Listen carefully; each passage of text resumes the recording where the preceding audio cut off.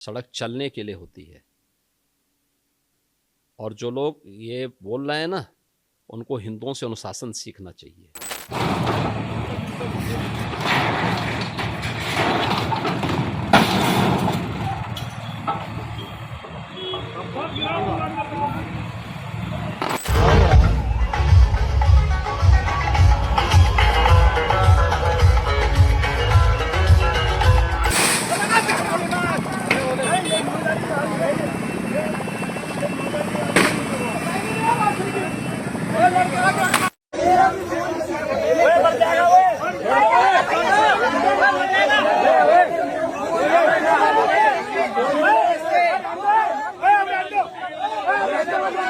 नमस्कार, खास कार्यक्रम में आपका स्वागत है। मैं हूं आरफा खानम शेरवानी। इस देश में कानून व्यवस्था की जो आलम है वो पूरे तरीके से काबू से बाहर है। आप समझिए कि आज की तारीख में कानून का राज की बात करने वाली ये सरकार, यानी कोई भी लोकतांत्रिक सरकार, वहाँ कानून का राज होना चाहिए। आज धर्म देखकर कानून तय हो रहा है।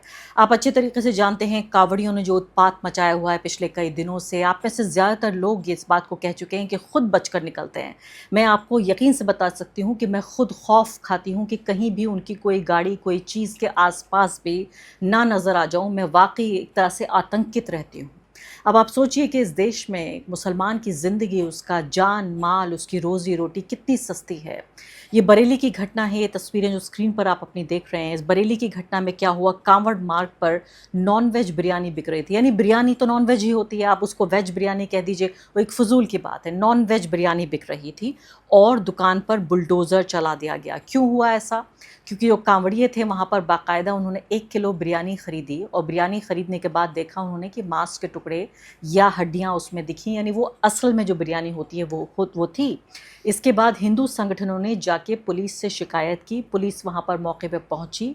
उस व्यक्ति को, जिसकी ये दुकान है, उसको डिटेन कर लिया गया और उसके बाद मुझे नहीं पता कि उस व्यक्ति की क्या हालत की गई, इस बारे में कोई ख़बर नहीं आई और उसकी दुकान पर बुलडोज़र चला दिया गया। ये तस्वीरें अपनी स्क्रीन पर आप देख रहे हैं। मुझे ये बताइए कि ये सरकार या पुलिस किस कानून के तहत, कौन सा कानून ये कहता है कि आप नॉन वेजिटेरियन खाना नहीं बेच सकते?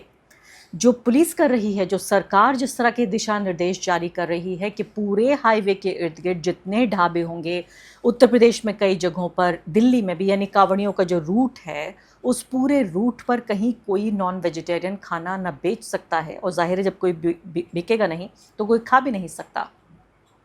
वो गैर कानूनी है। भारत का कोई कानून इस बात की इजाज़त नहीं देता कि कोई भी सरकार या कोई भी पुलिस किसी से उसकी रोज़ी रोटी छीन सके। हद तो ये हो गई है कि नॉन वेजिटेरियन जो दुकानें हैं और दूसरी जगहों पर जहाँ वो रूट जा रहे हैं उस पर बाकायदा काले रंग का पर्दा ढक दिया गया है, यानी वो भी ऑपरेट नहीं की जा सकती।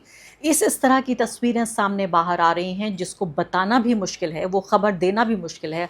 आप सोचिए इस गरीब की न सिर्फ कि रोज़ी रोटी, कितना मजबूर वो रहा होगा। ये रिस्क लेकर उसने ये बिरयानी बेचने का काम किया होगा। मैं तो कहती हूँ कि इसे क्या पता नहीं था अहमक को कि जिस तरह की हमारी सरकार है, जिस तरह की ये पुलिस है, जिसमें मुसलमान की ना तो जान, ना ही उसका माल, ना ही उसकी रोज़ी रोटी, कुछ भी सेफ़ नहीं है। हालांकि ये कांवड़ ऐसा नहीं है कि ये धर्म, ये तो पूरे तरीके से समझिए कि इनका पूरा राज है। सरकार ने इनको जो है दामाद बना रखा है। उत्तर प्रदेश के मुख्यमंत्री बाकायदा, यानी फूल उनके ऊपर, पुलिस अधिकारी बड़े बड़े हेलीकॉप्टर से उनके ऊपर फूल बरसाते हैं, तो फिर और क्या बात कही जाए। इनको किसी जुर्म की सज़ा नहीं दी जाती। मैं चाहती हूँ ये तस्वीरें आप ये देखें। और कहा क्या गया, कहा यह गया कि यहाँ पर एनक्रोचमेंट किया गया है, अतिक्रमण किया गया है, इसलिए उसका जो टिन का शेड है वो हटा दिया गया है क्योंकि सड़क पर अतिक्रमण था। यहाँ सवाल ये नहीं है कि उसका कितना नुकसान हुआ, क्या एक दीवार गिराई गई या सिर्फ टिन शेड अलग कर दिया गया।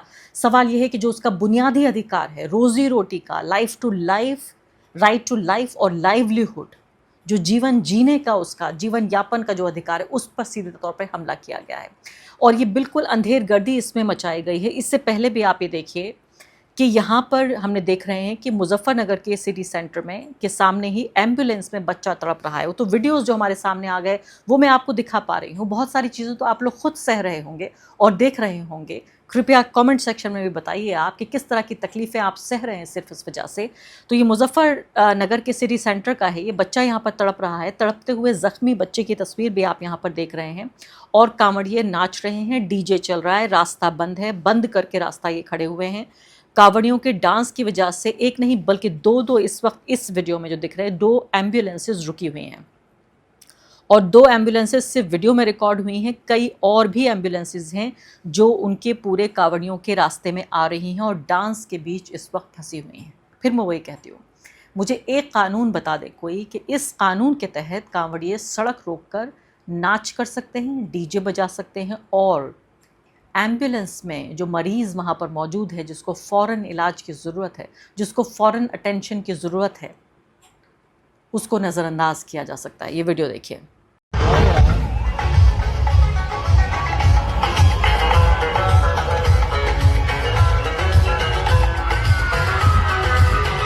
तीसरा वीडियो दिखाती हूँ आपको। ये और वीडियो आप ये देखिए यहाँ पर, ये देखिए कि ये बस न जाने कैसे कांवड़ियों के रास्ते में आ गई और फिर जो हुआ वो तो आप तस्वीरों में देख रहे हैं।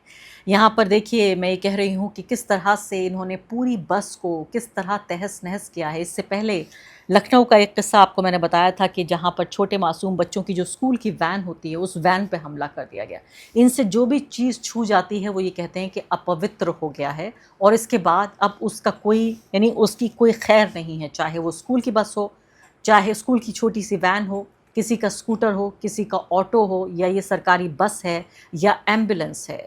पूरे जो रोड्स हैं, रोड्स पर इन्हीं लोगों का राज है, क्योंकि मुख्यमंत्री ने बाकायदा इनके लिए हाईवे रिज़र्व किए हुए हैं। उस रिजर्वेशन के बावजूद, पूरे तरीके से हाईवे रिज़र्व करने के बाद भी पूरे तरीके से इनका जो हुड़दंग है, इनका जो आतंक है, वो लगातार जारी है। अब मैं आपको एक और किस्सा सुनाती हूँ। अजीम नाम का ये व्यक्ति है, 2 दिन पहले की ये घटना है। पिकअप ड्राइवर था उत्तर प्रदेश से, ये उत्तर प्रदेश के मुरादाबाद का। उसको इतना पीटा गया 31 जुलाई को कि उस व्यक्ति की 5 दिनों बाद अस्पताल में मौत हो गई। जी हाँ, ये तस्वीर आप देख रहे हैं। मैंने ट्वीट किया था और कहा था कि ये स्टेट स्पॉन्सर्ड टेररिज्म है, राज्य के ज़रिए प्रायोजित आतंकवाद। इससे ज़्यादा और इससे कम मैं इस बारे में कुछ भी नहीं कह सकती।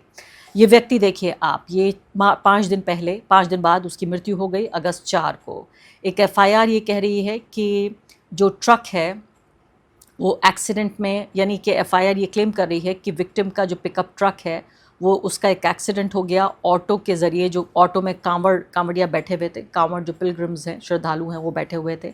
और उसके बाद आप पुलिस, यहाँ अलग अलग तरह के वीडियोस भी वायरल हो रहे हैं कि पुलिस की मौजूदगी में अजीम की इतनी पिटाई की गई, उसको ब्रूटली असॉल्ट किया गया कि वो दिल्ली के अस्पताल में 5 दिन तक पहले वो ज़ख्म से लड़ता रहा, उस दर्द से लड़ता रहा और उसके बाद उसकी आखिरकार मौत हो गई। मैं पूछना चाहती हूँ उन सरकारों से, उन हुक्मरानों से जिनको वोट देके, हमारी ताकत से, हमारा ही पैसा खर्च करके वो जिस तरह से हमें सताने की कोशिश कर रहे हैं, और बहुत कामयाब कोशिश है, हम सताए जा रहे हैं, हम प्रताड़ित हो रहे हैं। कौन सा कानून, कौन सा संविधान है जो उत्तर प्रदेश में चलता है, या वाकई उत्तर प्रदेश में अब देश का संविधान काम नहीं करता? सीधे तौर पर ये सवाल तो पूछा जाना चाहिए। इससे पहले मैंने आपको बताया था कि इमरान नाम का व्यक्ति, अजीम नाम का व्यक्ति, फिर ये तीसरा सलमान नाम का व्यक्ति, ज़्यादातर जो इनके विक्टिम्स हैं कांवड़ियों के, ये मुस्लिम नाम वाले व्यक्ति ही हैं।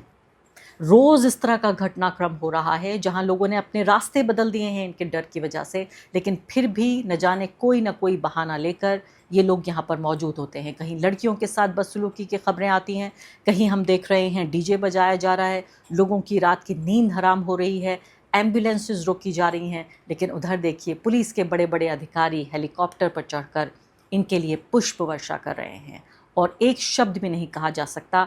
उधर उत्तर प्रदेश के मुख्यमंत्री आदित्यनाथ कहते हैं कि अनुशासन सीखना है तो आप हिंदुओं से सीखिए, अनुशासन सीखना है तो आप कांवड़ियों से सीखिए।